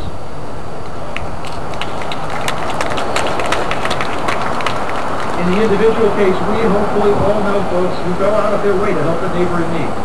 And sometimes it's meals brought in during convalescence, or a car loaded while the family car is in loaned while the family car is in repair. Sometimes it is the form of a job for an unemployed friend, or a gift sent to a distant land in need, such as Tibet or Haiti. But the thief who breaks into your house to take what is yours is rightly considered a criminal, even if he sees himself as being in more need than you. And we all agree that I have no right to tell my neighbor, with an old junker, to take the second car from his neighbor who has two cars. That's not right. We all agree to that. And so we have to distinguish between charity and confiscation, or entitlement. Charity is the direct giving of yourself or your property without pressure. It is a generous, often spontaneous act, and elevates both the giver and the recipient. Agape love, historically translated charity, is the most Christian and godly of all the Greek concepts of love. Charity comprises the essence of Christ's two commandments to us. It is central to our faith and life. America has been the most charitable nation in the history of the world for generations and centuries. And our president and his wife are embarrassed at our giving and giving and giving to other countries. Shame. Confiscation, as opposed to charity, is a mandated transfer of goods, money, and power without compensation. It engenders distrust, bitterness, and resentment. Although we glorify Robin Hood, in the end, he was only a thief and a highwayman living off the industry of others, productive members of society. Confiscation is the very antithesis of charity. It is corrupt. Entitlement is even more costly because it insists on seizing the hard-earned property and possibly even the livelihood of an undeserved to give to an undeserving recipient in order to subvert the political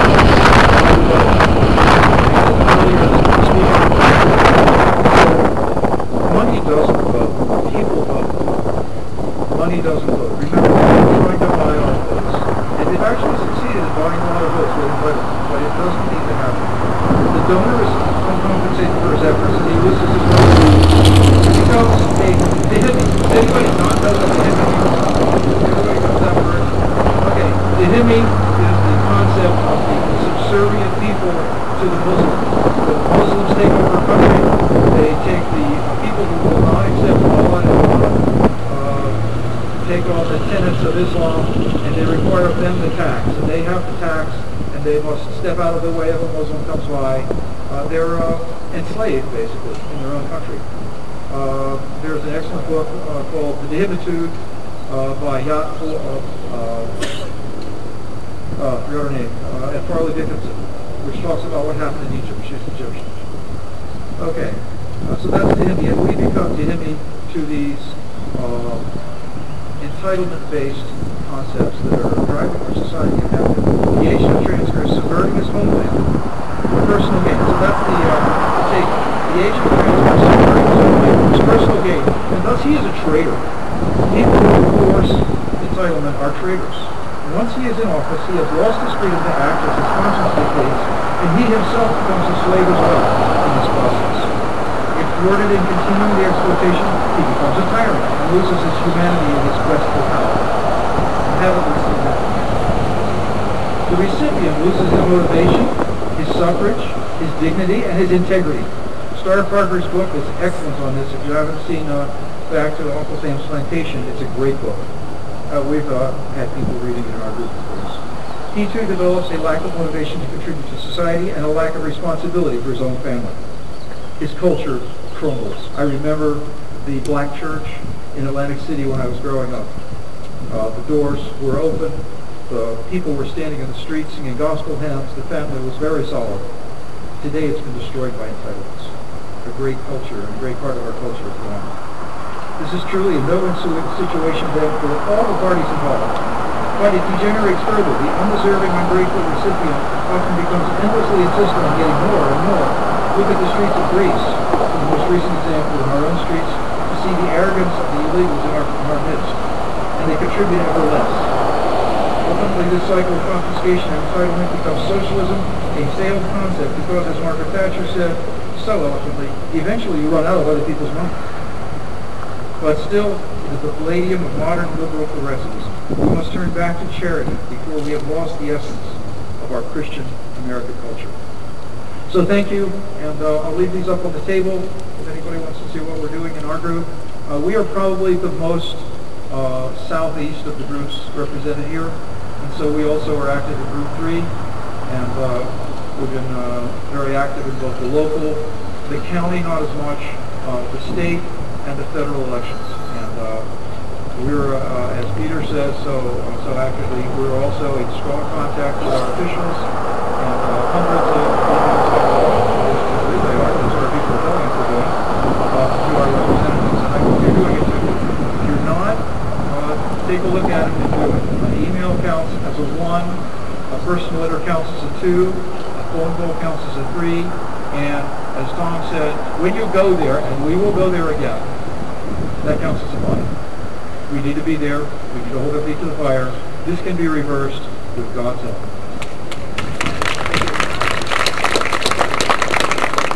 Okay, our next speaker, I'm very excited that Rich was able to make it, and he was running through a dress rehearsal for Easter service at the church, and we said, hey, that's got to come first, but it must have been a smooth rehearsal because he's made it, and I'm very excited about his message because this may well be the next phase of where the whole Tea Party movement needs to go.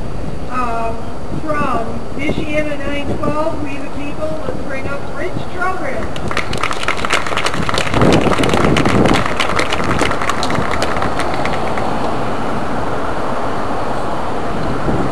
Hello everybody. I got two things with me today.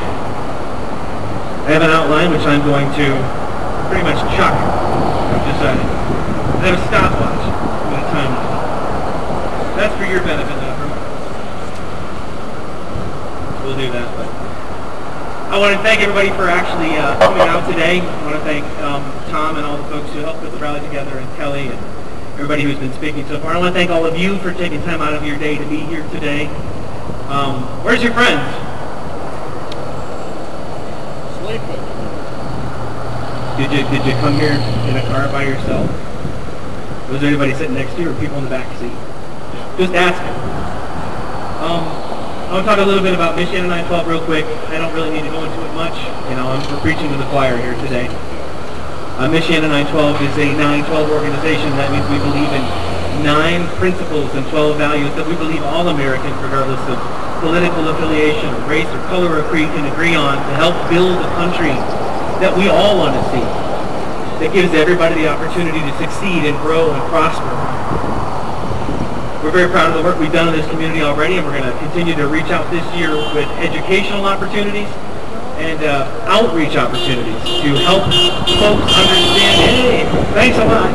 He saluted the middle finger. That's great.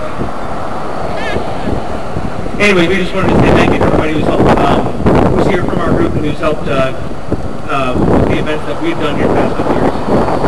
It's been a great start, but I fear that unless we have people working on a lot of different things, we're not going to get the greater mission done. We have to be very politically within our region and groups that are like advocacy and education.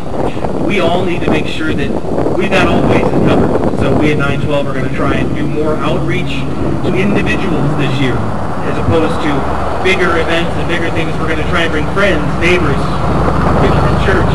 We're going to get to meet together, get together at home, meet together at our meetings, and start to build these little fires in the hearts of people in our community that haven't yet got the message. A lot of people aren't going to come to an event like this, and I think that's evident today. They've heard a lot of things about the Tea Party movement that frankly aren't true. I don't have to that they are. But frankly, they've had an effect on our movement nationwide. The fact that there's not more people here today is evidence of that, and I believe that. It's not just that it's Easter Sunday. It's not just that they were confused about the date of the time. There's a lot of people who aren't coming because they're afraid. And that's a fact. So we've got to help kind of reverse some of that. And I'm not trying to be a downer. I'm just telling you the facts based on people I've talked to, based on people that used to be really excited and really active that have come to me and said, man, I just can't be affiliated with something that's got that much of a taint on it. So you're brave, and I want to say thanks for coming today, regardless of what sort of garbage people might have been doing. So, like I said, I'm going to jump and blow through the script here. I'm not going to talk about 90% of the things I'll talk about, because when I got here and realized that there wasn't very many people here, I realized that the last part of what I had to say was the most important. So I'm going to skip to that. And it's for all of you as much as it is for anybody else. Our founders, as soon as our Constitution was ratified, right out of the box, folks, still couldn't agree on what it meant. There was areas they felt weren't defined enough, areas they felt weren't explained accurately enough, and they started going to court and fighting over it right out of the bat. And that's why we've got things like judicial review and Marbury versus Madison now that have continued to erode that wonderful document and this wonderful form of government they've given us. It's taken 200 years to get from there to here. And in that time, we have let it slide. We've fallen asleep. We haven't been paying attention. We haven't really understood what it is that we were given by our founders and our forefathers. And until 2 years ago, when I got active in this movement, I couldn't have told you jack squat about 90% of the things that I know now. What I know is that there's a lot of people like me that don't belong to a political party who hate politics, who really aren't all that thrilled with the attitude and tactics of people on both sides. You know, it's a vicious game when you're trying to run for office. You got to take down your opponent in the primary and say a lot of nasty things about people who are technically on your side if you want to get the nomination. Same thing goes on when you're in the general election. We've got to get people actively involved in America. Politics will happen. People are going to vote. But unless they start believing in who we are and what we are, it's not going to make a whole lot of difference. Because it'll be 20 years from now, and they still won't know why it's important that they vote. They still won't know why it's important that there is an America. So what I want to remind us about today is that if we don't actively pursue liberty, we will have tyranny. Thomas Jefferson said that it is the natural tendency of government to grow and for liberty to recede. What that means is if we coast, if we take this lightly, then the next generation is going to have the very thing that we say we're against, which is some sort of state-controlled government, nanny-state socialist, some sort of variation on that theme.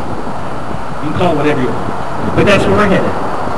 And unless we can wake people up on an individual level and help them understand that it's more about voting, it's about teaching your kids about what it means to be an American, that liberty is something that you have to fight for. Not just at the voting booth, and not just in the primary, but in your kids' schools and in your church and with your neighbors. It's not something that you are going to just get. You've got to keep it. You have to keep it or it will erode.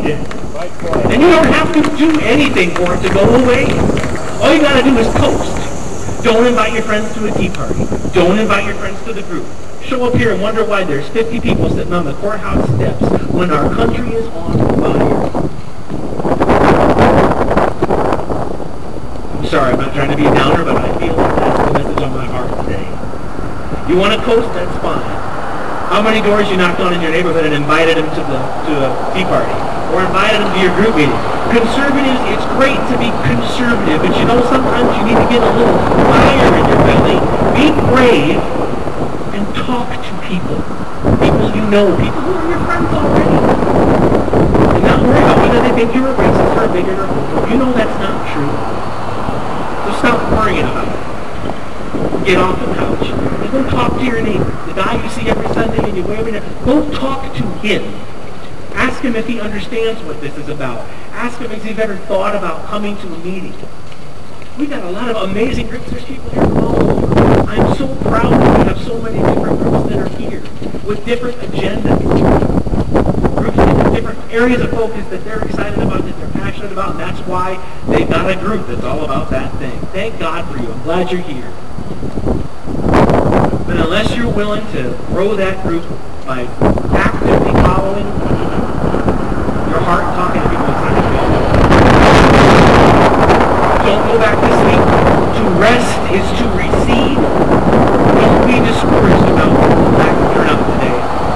But use it as a personal wake-up call for you to be more passionate about this thing. Say you believe. I'm glad you're here, so I know you believe. It's got to be more than just standing on the steps. I want to say one other thing about unity. It's really important today that if you're not happy in the group you're in, go find a group that we're happy. Stop tearing down other people who are trying to do good things.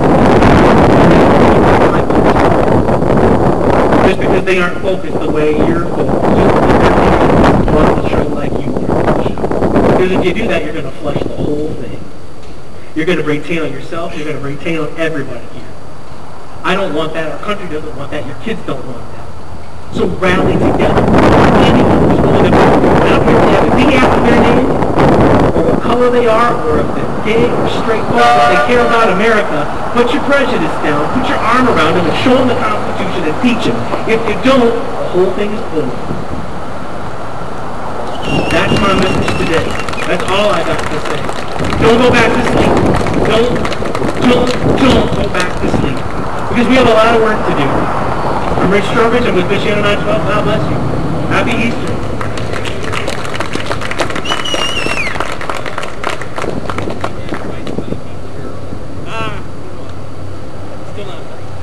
Okay, I don't think J.K. was able to make it. He brought us the podium and the flag, and his heart was with us. Jay is a member of the St. Joe County GOP. And the Republicans have taken a few hits during our 2 hours here together. I do want to point out that there are Republicans and there are Republicans. And one of the, if I mentioned, Jay was one of the, he originated the first Tea Party gathering in St. Joe County in 2008. And he's also been active with the Canadian South Bend. But here's the personal testimony. In the midst of everything else that he was doing, he ran for county council last year. He signed that contract with St. Joe County saying, if elected, I will cut the wheel tax in half. I will get rid of the latest option income tax. I will make government transparent. I will, you think I know all 5 of them, but it was very impressive, as did Deb Fleming, who was running for the time, and she is now the chairman of the St. Joe County Republican Party. So take a look at the St. Joe County Republican Party, because they said to us early on, a couple of years back, let's not be at odds. Come inside and change us from within. We are willing to be the ear of the people. And we've been taking them at their word and working closely with them. And I just wanted to say, always take a look, because the Republican Party is whatever we're going to make it into. All right, our next speaker, really fired up about what can we all do for our country, is a Libertarian of St. Joe County, ran for Craig Fry's seat in the legislature. Don't you wish he was there now? Ron Sinkuch.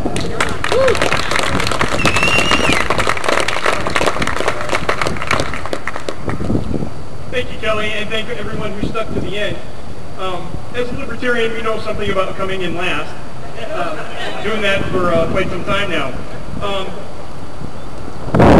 It does have its advantages. Being a libertarian has two distinct advantages. Number one, it's very easy to get a hotel room at the National Convention. And number two, we get to freely criticize both of the other major political parties, and we do it very often.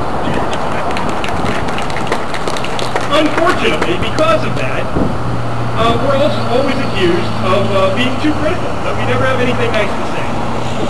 Well, listen, earlier this month, I have in front of me a press release that the Libertarian Party released. The Libertarian Party congratulates Congress for passing a budget that makes serious cuts in federal government spending, including the following. Education programs, saving taxpayers more than $40 billion each year. Getting rid of farm subsidies, saving over $20 billion each year. Eliminating programs and subsidies in the Department of Transportation, saving about $800 billion annually. Ending the wars in Iraq and Afghanistan, as well as many other overseas deployments, saving over $100 billion annually. Throwing out our federal energy subsidies. Eliminating saving $15 billion annually. Social Security and reducing the rate of benefit growth to save $40 billion by year 2020. Unfortunately, that release that came out earlier this month was released on April Fool's Day, because none of those things have happened at all. So once again, we are guilty as charged. But actually, that's just a little entertainment I have. I have a message here today that is a little bit different than most of the other Tea Party messages of years past. It's something I feel has been a part of us all the time, but something I don't think we articulate very well. And, you know, I could speak today about the endless taxation problems that we have, the incredible spending problem, the inability of our elected officials to do anything about it, but I would literally be preaching to the choir. Everyone who's in the Tea Party movement already knows these things. It's a waste of time. Okay? My message today is for those Americans that are not here with us. That message is that this group of people is not unwilling to face the challenges of our time. Our message is that we can work on those problems without the waste, fraud, and illegitimate use of force of the federal government. It is true that cutting spending and lowering taxes alone will not solve all the problems of every American. But the problems that remain can and will be addressed by individuals. Those individuals will be free to choose the method of help and the amount of support.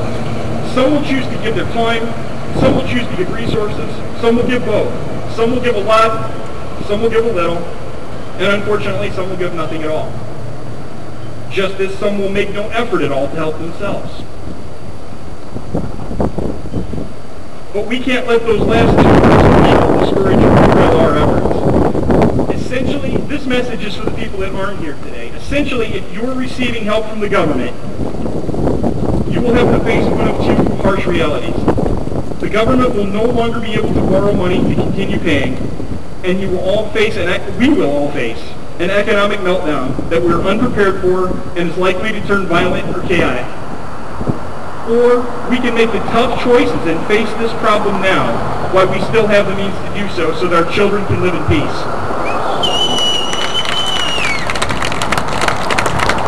Despite what you have been told, we will not stand idle and let our neighbors starve and exposed to the elements, dying in the streets.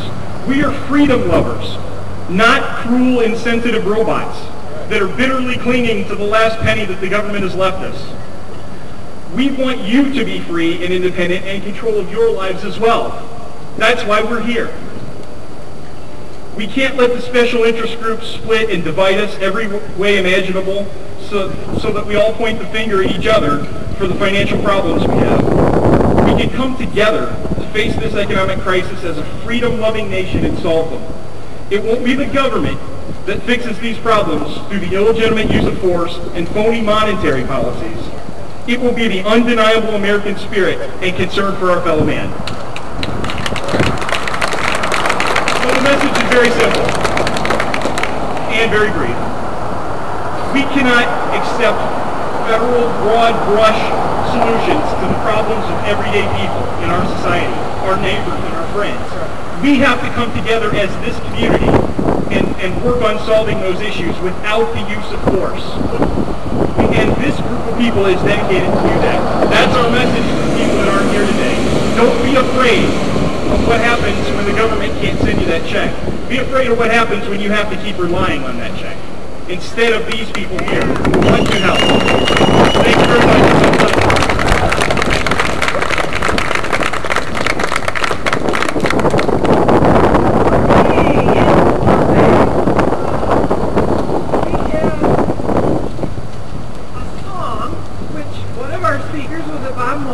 I think somebody quoted from 2 Chronicles 7:14.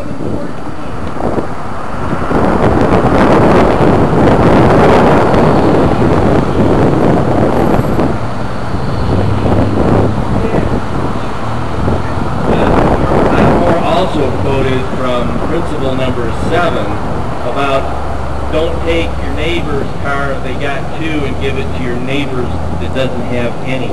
That's in here. That's my favorite. You need to get this. Sorry.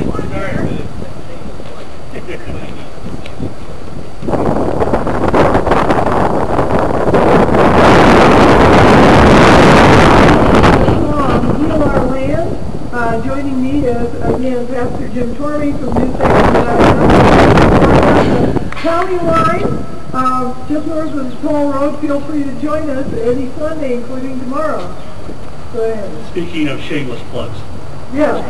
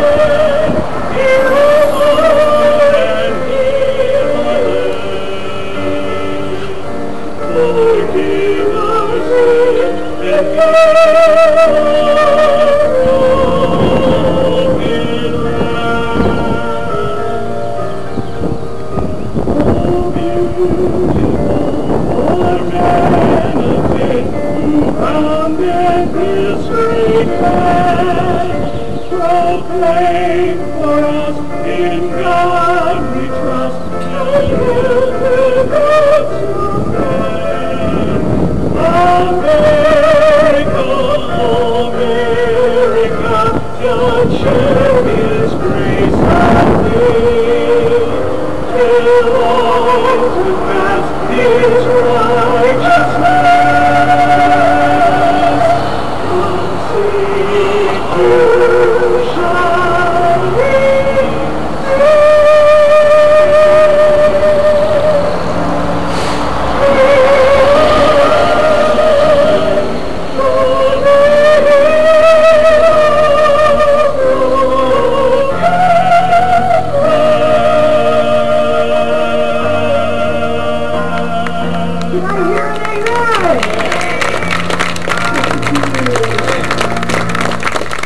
And now, could we have all of you folks come on up here? Actually, everyone can come up if you want. Let's all sing together, God Bless America, shall we?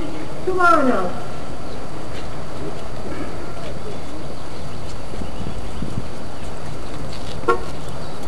Play.